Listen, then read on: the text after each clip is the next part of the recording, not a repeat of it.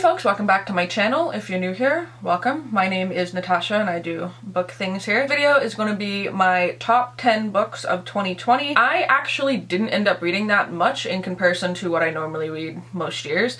So I ended up reading 61 books in 2020. Previous years I read more like 120. I definitely read about half of what I would normally read. That being said, I read a lot of good stuff. Not in the beginning of the year, as we've all learned, because I did not read shit. Really good stuff later on in like October, November, December. So a lot of these really are coming from those couple months. So if you want to know really what I read and also like the things that I just liked, this is what this is. I did rate them, organize them from 10 to 1, but really they're all 5-star books, so please don't take offense to the list because I quickly pulled it together out of my butt. So number 10 is a really interesting book. I don't know how I found this. I think I asked for like weird book recommendations, and then I think, as usual, a lot of these are suggested by Kayla, Books and Lala, because we have very similar reading taste. But I don't think she liked this, and I actually loved this. I thought this was really fun. This is The Hike by Drew McGarry, and this book is one of the weirdest books I've ever read, and I love it for that. So basically you're following this man named Ben, and he goes on a hike, and on that hike he kind of just encounters things that make him realize that he's sort of in some other kind of world, dimension, experience. And on that experience, I mean, so many things happen. It almost reads like a spoof of itself and a spoof of like the fantasy grand epic journey sort of adventure. First of all, I read this when I was high. That's a choice. And there's one part, but it made me like it more. So I mean, really, he is talking to a crab, or this crab is talking to him, and you realize as you're reading through the crab's part of that book sort of what that means, and it's sort of like a continuing life journey, a lot of introspection. Listen, it's a lot of fun, it's goofy, but I've never read anything like this, and I don't really have the words to really describe this. This falls into that category of book that you're just gonna have to read it, and I hate saying that as somebody who reviews books or suggests books to people, but this is one that, like, if any of that slightly interests you, just pick it up. Just know that you're in for quite a ride. But I really liked it. I really liked it. I thought it was bizarre, and to be honest, I'm looking for more books like that. So please, if you have any suggestions, recommendations, leave them, because I would like to read more. So number 9 is a memoir, and it's a feminist memoir by a friend of mine. So I actually know the author. I've met them, I've hung out with them. And this is Resilience is Futile, The Life and Death and Life of Julia Slalom. And this tells a story of Julie, who, like I said, I do know. So I knew a little bit going into this, sort of what the book, but this talks about her 10-year experience with her stalker and her ex-boyfriend slash stalker, and it's so incredibly hard-hitting and upsetting to read, even more so knowing that I know this person.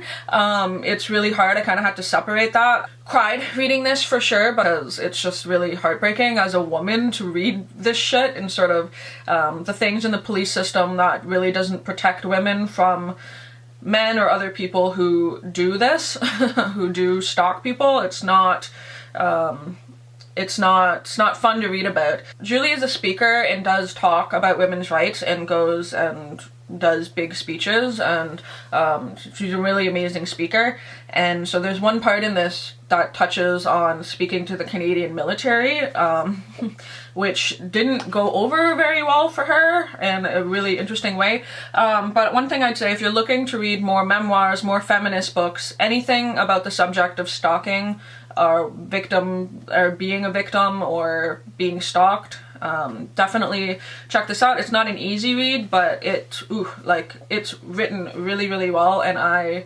cried a lot.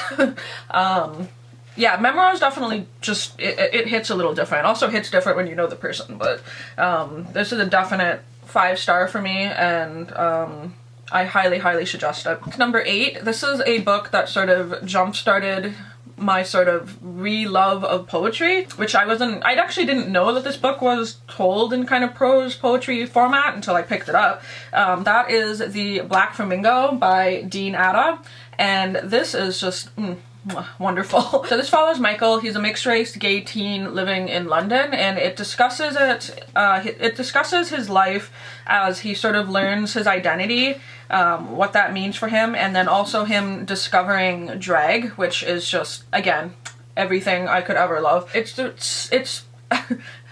wow, I can't describe a book. So well told and just so well formatted, and just like some of the lines in this, I want to reread this actually. Like let's get real. I read this a little bit further back into the year and just absolutely inhaled it, like read it in one day, felt all the feels, and then just acknowledged that I loved it and put it away. But I actually want to go back and reread this and really pick apart some of my favorite pages and make some notes and stuff, because it's just beautifully told.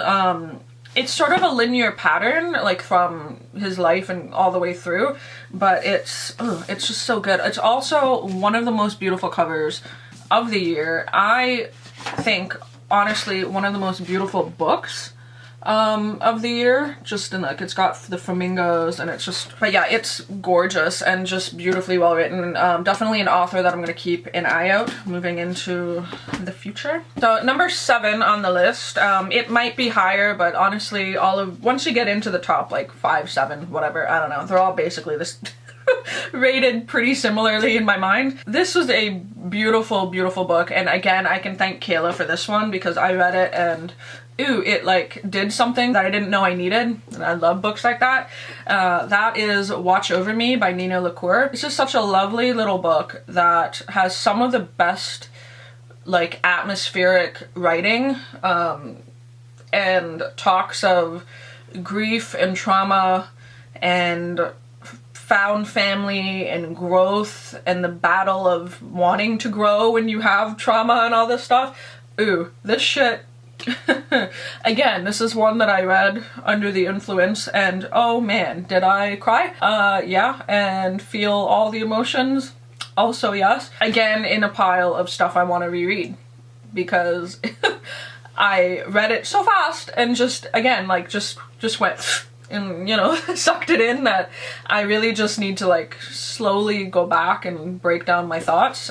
This was amazing, beautiful, loved it. So number 6 on the list is a non-fiction, and it's kind of a hard one to say, oh, this is my favorite book of the year, but it's one of the better books that I've read in terms of information that my own ignorant ass never knew about. And this is a book that I have recommended to so many people in my life, just talking about books, and I've opened up conversations about that. I feel like it solidifies like a spot on my list, and that is 21 Things That You May Not Know About the Indian Act, Helping Canadians Make Reconciliation with Indigenous Peoples a Reality by Bob Joseph. And this is just something that I personally believe needs to be taught in schools. I think everybody, Canadian, not Canadian, everyone should pick this up and read it, because there is stuff that I knew as a Canadian about the Indian Act and about our history that I knew was just horrible, but not to this extent. Read it and was very much embarrassed that I didn't know all of this.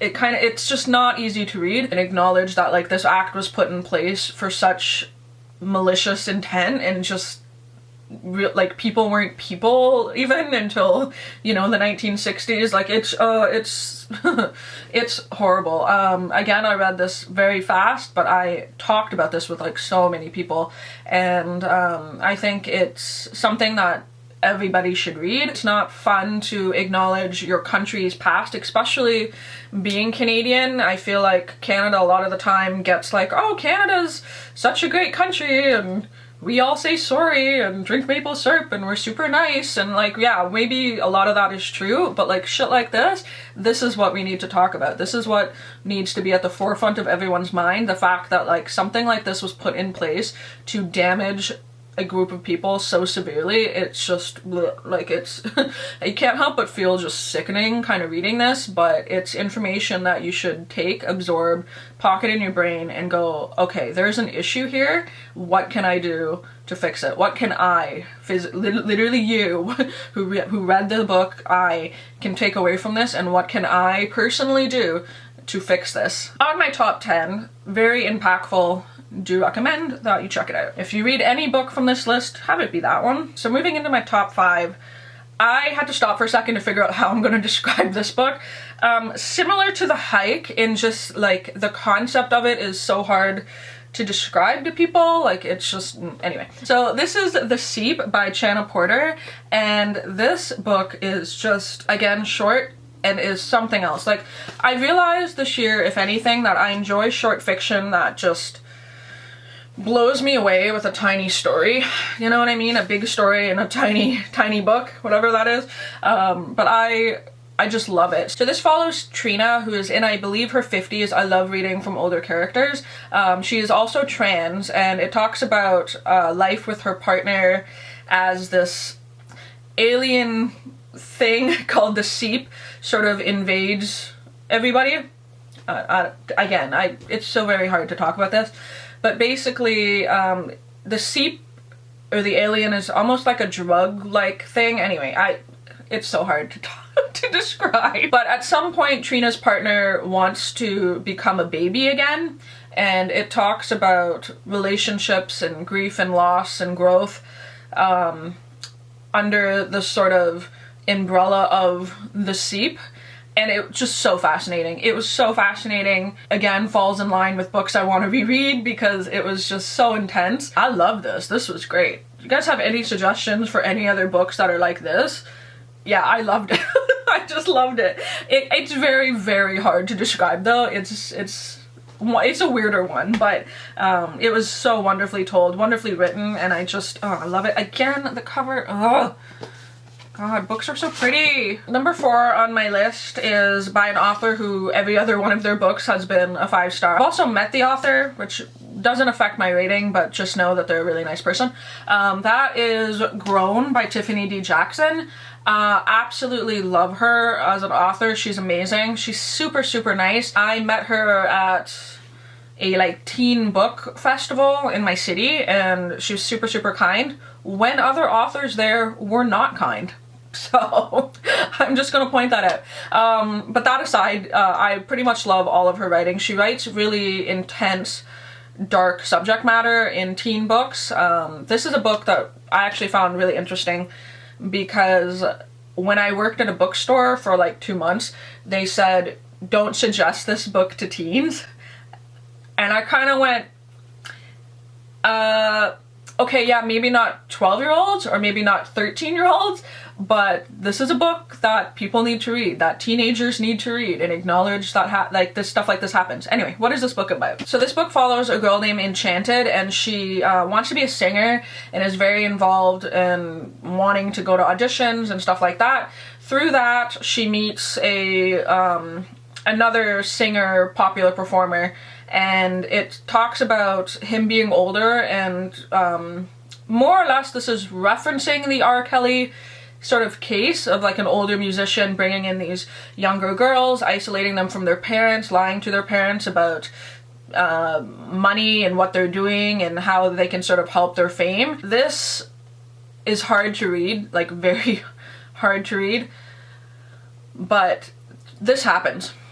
This literally happens. There's points in this that I realized, like, oh, you know, maybe liking that 21-year-old when you were 15, Natasha, was not the smartest idea, you know? So it definitely brought back a few things from when I was also a teenager and maybe not the smartest, but also how creepy older men can really get in there and, you know, mess up your head and blah blah. Anyway, love this book. It was so hard to read, but just so well written. And even though it's long, it's not dense, it's never boring. Every word in there is needed, and that's one thing I love about like Tiffany's writing. It's just everything in there is there for a reason, and it's just I loved it. It was really, really good, hard-hitting, made me cry. So, alright, so now we're getting into my top 3. I don't want to hear one word about my top 3. So this is my top 3. This is not everyone else's top 3, and I get that. It's just, hear me out. Third favorite book of the year is a poetry collection by Lana Del Rey. Okay, I'm just gonna go ahead and say it. Violet Bent Backwards Over the Grass. One thing I will suggest is do get the audiobook. She does it herself. It's beautiful. I've listened to the audiobook and read the poems in this several times over. Listen, I understand it may be basic. There's other poets out there. I get it. Also, Lana Del Rey's kind of whack right now, but like that's, anyway. When I was like 22, 23, going through my like horror phase, promiscuous phase, if you will, that's when Lana Del Rey was sort of like coming up in the Born to Die era. So like right around the time that I wanted to, you know, hook up with older men, nothing but songs about hooking up with older men came out.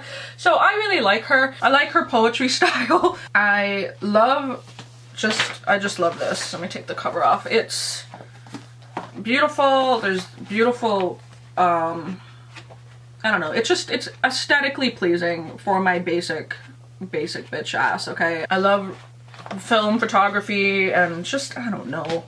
It gave me good vibes, okay? It made me feel good. It reminded me of being young again. It's some of the better poetry that I've read this year. It's the best poetry, and I've went back and I've listened to it several times. I never do that. I never reread books. I will go back and reread this once a month, probably. It's just, I don't know, she does something to me. And I assure you that every poem in here is not just, you know, red dress and lipstick and old men, and there's more to it. Don't get me wrong, that's all in there, but there's more to some of them in here. And I don't know, I just like it. Don't come for me. I'm not gonna defend myself against haters. Don't be a hater. Second favorite book of the year.